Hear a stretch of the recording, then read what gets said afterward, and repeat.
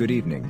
I'm Jason Calvert, and this is the Historytellers. Welcome to part 3 in our series on the settling of the northern colonies.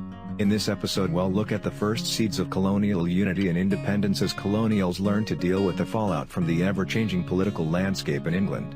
Tonight the newest member of the Historytellers, Jalen McCready, reports on the political and social struggles that began to unite the colonial peoples into one body. A path-breaking experiment in union was launched in 1643, when 4 colonies banded together to form the New England Confederation. Old England was then deeply involved in civil wars, and hence the colonists were thrown upon their own resources. The primary purpose of the Confederation was defense against foes or potential foes, notably the Indians, the French, and the Dutch. Purely intercolonial problems, such as runaway servants and criminals who had fled from one colony to another, also came within the jurisdiction of the Confederation. Each member colony, regardless of size, wielded 2 votes, an arrangement highly displeasing to the most populous colony, Massachusetts Bay. The Confederation was essentially an exclusive Puritan club. It consisted of the 2 Massachusetts colonies, the Bay and the Plymouth colonies, and the 2 Connecticut colonies, New Haven and the scattered valley settlements. The Puritan leaders blackballed Rhode Island as well as the main outposts. These places, it was charged, harbored too many heretical or otherwise undesirable characters.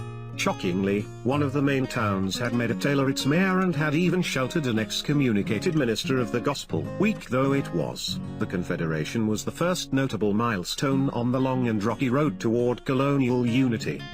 The delegates took tottering but long overdue steps toward acting together on matters of intercolonial importance. Rank-and-file colonists, for their part, received valuable experience in delegating their votes to properly chosen representatives. Back in England the king had paid little attention to the American colonies during the early years of their planting. They were allowed, in effect, to become semi-autonomous commonwealths. This era of benign neglect was prolonged when the crown, struggling to retain its power, became enmeshed during the 1640s in civil wars with the parliamentarians. But when Charles II was restored to the English throne in 1660, the Royalists and their Church of England allies were once more firmly in the saddle. Puritan hopes of eventually purifying the Old English Church withered. Worse, Charles II was determined to take an active, aggressive hand in the management of the colonies. His plans ran headlong against the habits that decades of relative independence had bred in the colonists. Deepening colonial defiance was nowhere more glaringly revealed than in Massachusetts. One of the king's agents in Boston was mortified to find that royal orders had no more effect than old issues of the London Gazette. Punishment was soon forthcoming. As a slap at Massachusetts, Charles II gave rival Connecticut in 1662 a sea-to-sea charter grant, which legalized the squatter settlements. The very next year the outcasts in Rhode Island received a new charter, which gave kingly sanction to the most religiously tolerant government yet devised in America. A final and crushing blow fell on the stiff-necked Bay Colony in 1684, when its precious charter was revoked by the London authorities. For the Historytellers, I'm Jalen McCready. Massachusetts suffered further humiliation in 1686, when the Dominion of New England was created by royal authority. Unlike the homegrown New England Confederation, it was imposed from London. Embracing at first all New England, it was expanded 2 years later to include New York and East and West Jersey. The Dominion also aimed at bolstering colonial defense in the event of war with the Indians and hence, from the imperial viewpoint of Parliament, was a statesmanlike move. More importantly, the Dominion of New England was designed to promote urgently needed efficiency in the administration of the English navigation laws. Those laws reflected the intensifying colonial rivalries of the 17th century. They sought to stitch England's overseas possessions more tightly to the motherland by throttling American trade with countries not ruled by the English crown. Like colonial peoples everywhere, the Americans chafed at such confinements, and smuggling became an increasingly common and honorable occupation. At the head of the new Dominion stood autocratic Sir Edmund Andros, an able English military man, conscientious but tactless. Establishing headquarters in puritanical Boston, he generated much hostility by his open affiliation with the despised Church of England. The colonists were also outraged by his noisy and Sabbath-profaning soldiers, who were accused of teaching the people to drink. blasphemy, curse, and damn. Andros was prompt to use the mailed fist. He ruthlessly curbed the cherished town meetings, laid heavy restrictions on the courts, the press, and the schools, and revoked all land titles. Dispensing with the popular assemblies, he taxed the people without the consent of their duly elected representatives. He also strove to enforce the unpopular navigation laws and suppress smuggling. Liberty-loving colonists, accustomed to unusual privileges during long decades of neglect, were goaded to the verge of revolt. The people of Old England, likewise resisting oppression, stole a march on the people of New England. In 1688 and 1689 they engineered the memorable Glorious or Bloodless Revolution. Dethroning the despotic and unpopular Catholic James II, they enthroned the Protestant rulers of the Netherlands, the Dutch-born William III and his English wife, Mary, daughter of James II.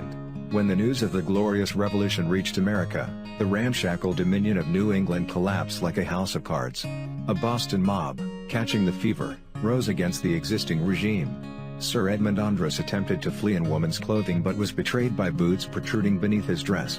He was hastily shipped off to England. Massachusetts, though rid of the despotic Andros, did not gain as much from the upheaval as it had hoped. In 1691 it was arbitrarily made a royal colony, with a new charter and a new royal governor. The permanent loss of the ancient charter was a staggering blow to the proud Puritans, who never fully recovered.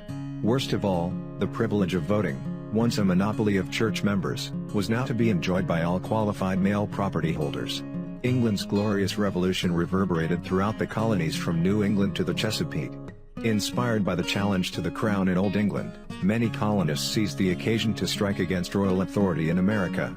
Unrest rocked both New York and Maryland from 1689 to 1691, until newly appointed royal governors restored a semblance of order. Most importantly, the new monarchs relaxed the royal grip on colonial trade, inaugurating a period of salutary neglect when the much-resented navigation laws were only weakly enforced. Yet residues remained of Charles II's effort to assert tighter administrative control over his empire. More English officials, judges, clerks, customs officials, now staffed the courts and strolled the wharves of English America. Many were incompetent, corrupt hacks who knew little and cared less about American affairs. Appointed by influential patrons in far-off England, by their very presence they blocked the rise of local leaders to positions of political power.